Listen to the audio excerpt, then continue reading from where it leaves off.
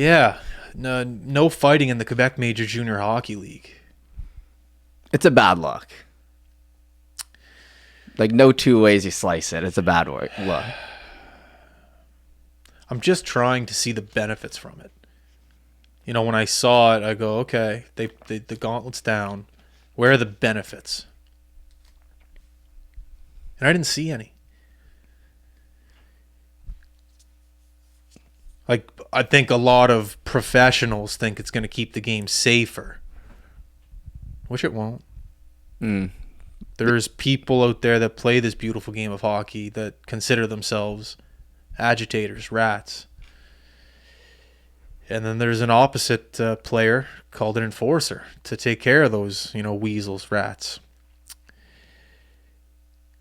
And to eliminate the enforcer and allow these rats, weasels, agitators, whatever you want to call them, to run free, it's going to be a problem.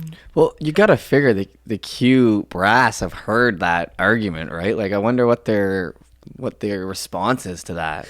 Let me just say this. I'll say this once, and I want to be very clear. If I were a senior ref, senior linesman in the QCHL, I don't know how the payroll works. Probably linesmen, because linesmen are the ones that have to get in there and break shit up. I would be asking for a significant raise. If you're the one that has to calm down a game because these guys aren't able to let out the violence of fighting, you're going to have a lot tougher of a job in front of the net after a whistle. You're going to have a lot tougher of a job in between periods when guys are going to the room and they want to get a piece of each other. You're going to have a lot tougher job in the playoffs when everything is on the line and you can't let the boys just let all their anger out. Yeah. There is going to be such a challenge for these refs moving forward into these first couple of months with the season. I just think it's going to be a problem. It's going to be extremely hard for the officials to manage it, because good refs know how to ref a game, and part of that process of reffing a good game is to let the boys play. It's like managing a game. Sure, let the boys play. But when you got to let the boys play, you have to something has to give, I guess you could say. You're in this confined thing we like to call a rink. You can't go anywhere unless you go to the tunnel down the room. But you're on the bench or you're on the ice, and when you're on the ice, there's boards surrounding you. So all you have is a ball of energy moving. Ball of energy, ball of energy, ball of energy. And eventually in a game of hockey, that ball of energy can become too quick, whether it be the speed, whether it be the emotion, whether it be the coaches. There's too much energy in one location on a hockey rink. And especially here in Canada, the physicality of hockey is increased more than Europe, more than anywhere else. But to have that ball of energy moving, something has to give. And if something's not going to give, how's it going to be taken out? It's going to be taken out with a little fucking spear. It's going to be taken out with a little slew foot. It's going to be taken out with a little elbow. It's going to be taken out with a little brawl, little skate to the back of the heel. Yeah. Us as humans, we're warriors. We're human. We fight for a living to get what's ours. These guys want to make to the NHL. They want to make a name for themselves. You got to play physical. And unfortunately, that's kind of where it ends. You can only play physical. You can't fight. Yeah. And I think that's going to be a problem for the refs. It's too daunting of a task to allow these kids to go around and not let them fight. I just don't see a positive outcome for it. It's not going to keep anyone safer. No. It's going to keep headshots higher. It's going to keep knees higher. It's going to keep a little something like that higher. Makes the job tougher for the coaches too. Oh my! It just coaches have the most ego. Think about it. You're the coach of a Q team. Your best player just gets a knee on knee from the greasiest fourth line left winger on the other team. As a coach, what do you say? Yeah. What do you do? Okay, boys, number 7 just injured our best player. Let's go hit him. It's like that's part of the job anyways. You got to hit him. Yeah. You can't do anything more now. Yeah. a threat of saying, if you do that again, I'm going to take your freaking head off. You can't say that anymore because you physically can't. You could do a flying elbow at a guy, but you'll get suspended forever. But a nice fight, 5 minutes, sit in the box. Oh, it's a beautiful thing.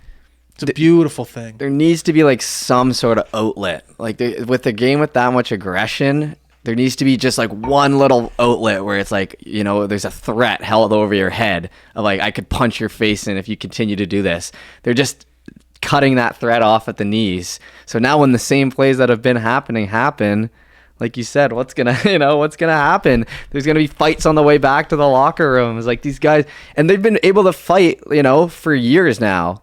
So it's not like this is like they're going to have to just learn to cut that out of their whole thing. Like how do you think that's going to go smoothly? These are grown men who are fighting for their lives on a hockey rink. It was such a great, like, you know, I was probably in 4 or 5 fights my junior career. It's very simple. It's very similar to the sump pump afterwards. The level of satisfaction that you get. It's like, okay, I stood up for myself, or I stood up for my teammate, and the job is done. Win or lose the fight, you go into that penalty box proud. I'm only saying that from my perspective. I definitely lost my number of fights. I might have won 1 or 2. But being a fighter on a team, you know, it's an actual job. And there's a level of satisfaction sticking up for your team, sticking up for yourself, and essentially allowing a game to keep flowing. That's the thing. With energy, moving in an angerly direction, it's going to create problems for the skilled players to move around. There's just going to be too many cheap shots. It's just going to get out of hand. I'm not saying I'm looking into the future and I know exactly what's going to happen, but something along those lines. Mark my words. When does the season start? October or something? It's August 14th right now. We'll play this clip back in. Yeah. It's August 14th. We'll play this clip back in October when the first thing happens in the queue where they're like, that's a kind of a result of no fighting, because it just will happen. Yeah. You need to be playing hockey with just a little bit of fear. You need to go through life with a little bit of fear. If you're not going through life waking up with a little bit of fear going, if I don't do this, I could be homeless, I could lose everything. You need to go through life with a little bit of fear. Same thing with playing hockey. You need to play hockey with just a little bit of fear. Okay, where's number 7? He's out. Okay, there he is. Okay, now I can kind of do this. He's on the bench. Okay, he's out there. Okay, maybe I'll just dump and change. I don't want to go in the corner with him. That's an actual element. That's a thought process and not an average, but an above average hockey player's head. When you bring physicality into a game, fear is 100% a factor. There's just no. Look at Toronto. Toronto just brought in Reeves. We had Batherson on.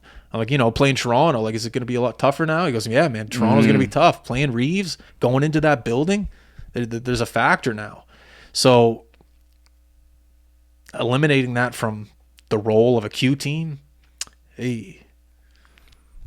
And that's coming from a former Q All-Star, folks. So, you Batherson? No, you. Oh, Q All-Star. But no, 8 games played All-Star. Yeah. No, but yeah, it's we got to have faith in our boy Jim Midgley there. He'll have to figure it out. A new challenge for the new coach. No, Midge knows what he's doing. Yeah, I'm not worried about Midge. It's the other teams I'm worried about. Midge is going to knock it out of the park. Yeah, of course. Yeah, no, it's not much else to say on that one. Yeah, it'll be easy. Keep your eyes on it. We'll have a first row seat to it though this year. The Mooseheads should be pretty good again. Now they're gonna have to play with this new style of hockey.